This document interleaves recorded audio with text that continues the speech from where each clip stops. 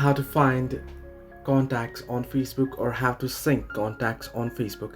Hello everybody, welcome back to my channel. This is me Pipin Bisnet, and today I'll guide you on how you can find and upload or sync contacts on Facebook. Well, the process itself is pretty simple and easy. However, the feature has been slightly changed after the latest update. Here is how you can do so. First things first, you want to open up Facebook and then head into the menu icon at the top right corner there. On the menu, what you want to do is here you want to head into settings.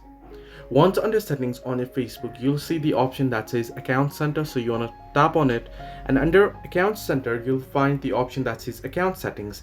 Under account settings you'll see the third option that says your information and permissions. You want to tap on it.